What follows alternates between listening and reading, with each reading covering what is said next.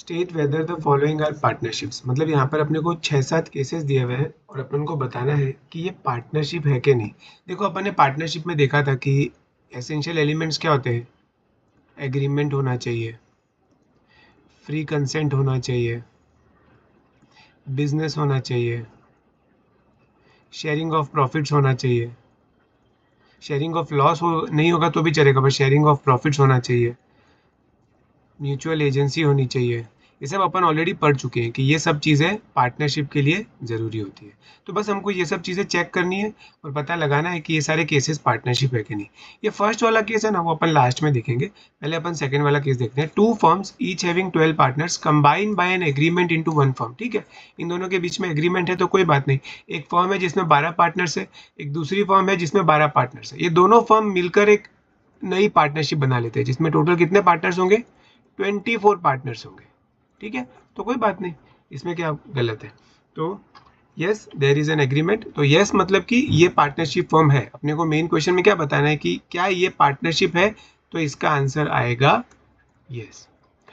फिर A and B को owners agree to conduct business in common for profit. देखो generally co-owners है ना, वो पार्टनर्स नहीं हो सकते, पर अगर वो बिजनेस कर रहे हैं, देखो बिजनेस एक इंपॉर्टेंट पार्ट है पार्टनरशिप का, तो फिर वो पार्टनरशिप कहलाई जाएगी। अगर आपके पास में एक पीस ऑफ लैंड है, बस उस लैंड को आपने भाड़े पे चढ़ा रखा है, तो ये कोई आपका बिजनेस थोड़ी है। आपका बिजनेस तो कुछ और होगा, हो सकता है आपका एजुकेशन का बिजनेस है, टेक्सटाइल का बिजनेस है, डायमंड का बिजनेस है, मैन्युफैक्चरिंग का बिजनेस है, पर आपके पास साइड में एक लैंड है। वो लैंड आपने किसी के साथ में को ओनरशिप में परचेज करी, मतलब कि सपोज करो सचिन ने 50% पैसा लगाया और मान लो कि राजा ने 50% पैसा लगाया, तो सचिन और राजा इस पर्टिकुलर लैंड के को ओनर्स हो गए।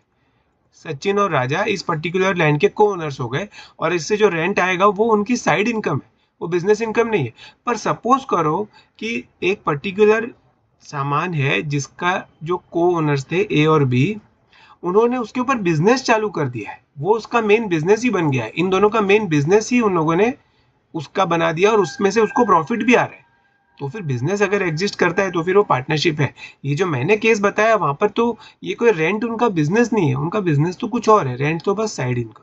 तो अगर सिर्फ साइड इनकम है तो वो पार्टनरशिप नहीं होगी, पर यहाँ पे साइड इनकम नहीं है, ये मेन बिजनेस है, तो यहाँ पे पार्टनरशिप होगा। तो ये थर्ड वाले का आंसर क्या होगा, यस बिजनेस इज देयर, तो वो पार्टनरशिप है।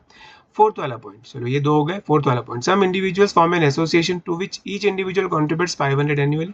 The objective of the association is to produce clothes and distribute the clothes free to the war widows. मतलब जो जंग में जो सिपाही जाते हैं और जो शहीद हो जाते हैं, तो उनकी जो विधवाएं हैं, उनकी जो पत्नियां हैं, उनको फ्री में कपड़े बांटते हैं। तो ये फ्री में बांटना, यहाँ पर तो कोई बिजनेस एलिमेंट हुआ ही नहीं।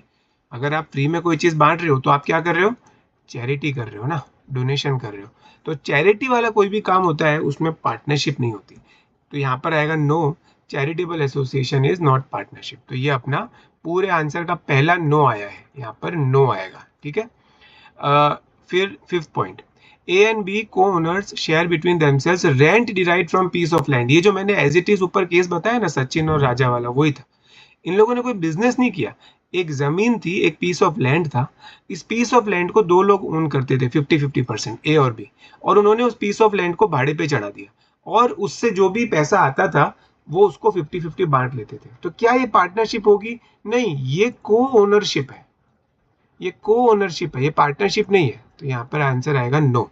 ठीक है, चैरिटी वाले पॉइंट में मैंने गलती से इसको काट दिया, इसको काटना नहीं है, इसको रखना है। ठीक है ना, ये चैरिटी थी, यहाँ पर को ओनरशिप है, तो इसका आंसर होगा नो, फिफ्थ वाले पॉइंट में नो, क्योंकि यहाँ पर कोई बिजनेस ही एग्जिस्ट नहीं करता है, खाली को ओनरशिप एग्जिस्ट करती है। ठीक है, चलो fifth sixth point, A and B buy commodity X and agree to sell the commodity with sharing the profits equally. A and B ने एक commodity खरीदी X और उसको बेचा, वो भी profits में। हाँ तो ठीक है ना, एक टाइप का बिजनेस ही तो हो गया ये एक टाइप का बिजनेस ही तो है जिसमें प्रॉफिट्स भी शेयर कर रहे हो, और शेयरिंग ऑफ प्रॉफिट्स भी पार्टनरशिप का एक इंपॉर्टेंट एलिमेंट था। तो अगर इस केस में देखेंगे तो यहाँ पर पार्टनरशिप है क्योंकि एक टाइप का बिजनेस एग्जिस्ट करता है।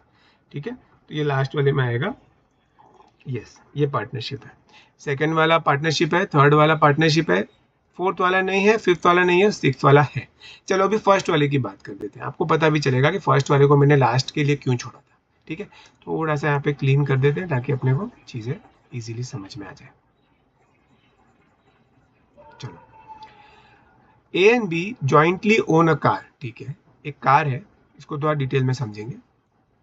और उस कार को ए और बी दोनों ओन करते हैं। ठीक है, जॉइंटली ओन करते हैं, मतलब सपोज करो ए ने 50% पैसा दिया है और बी ने 50% पैसा दिया है, विच दे यूज पर्सनली ऑन संडेज, मतलब Monday, Tuesday, Wednesday, Thursday, Friday, Saturday, Sunday. Sunday को ये कार ए और बी पर्सनल अपने परिवार को घुमाने फिराने के लिए यूज करते हैं। और बाकी कोई पब्लिक हॉलीडे हो गई, जैसे 26 जनवरी है, 15 अगस्त है, दिवाली है, होली है, ईद है, तो जब पब्लिक हॉलीडे होती है तो अपने परिवार को वो घुमाने लेके जाते हैं इस गाड़ी में, मतलब पर्सनल यूज के लिए लेते हैं। पर पर्सनल यूज के लिए कब? संडे को और कोई भी हॉलीडे होती है तो।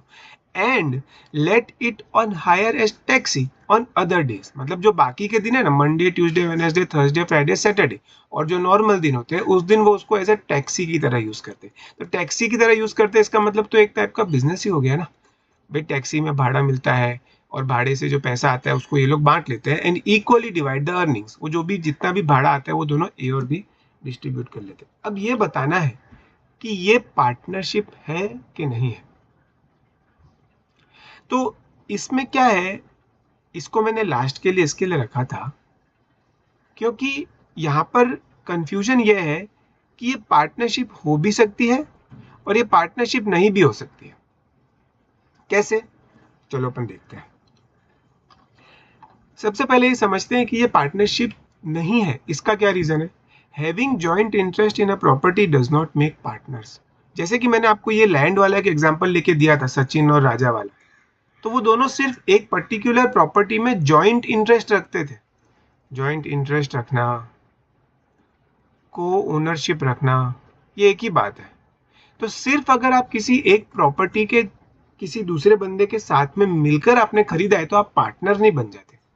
तो इस कारण से इसका आंसर आएगा नो।